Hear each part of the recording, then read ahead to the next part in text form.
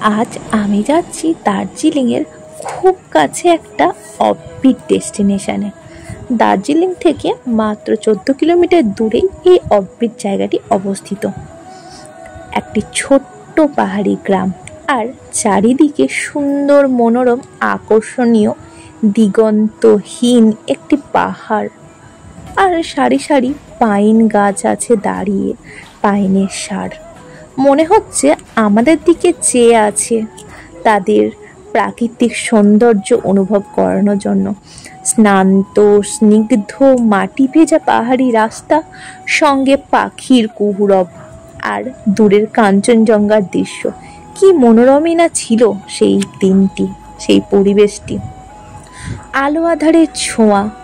Yes, এটি সেই উত্তরবঙ্গের রানী দার্জিলিংয়ের একটি ছোট্ট গ্রামের কথা বলছি।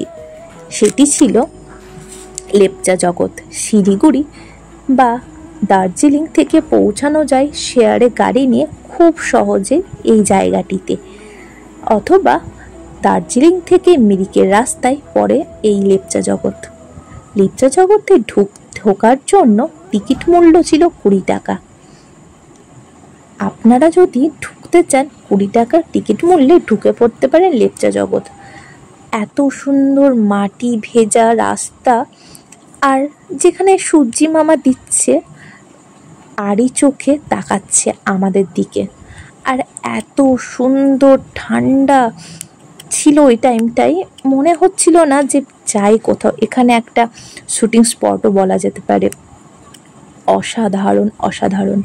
আপনারা যদি যান অবশ্যই লেপচা জগৎটা ঘুরে আসতে পারেন। আমি তো বলবো অবশ্যই যেতে। এত সুন্দর প্রাকৃতিক সৌন্দর্য আশা করি অন্য কোথাও আপনারা ফিল করতে পারবেন না।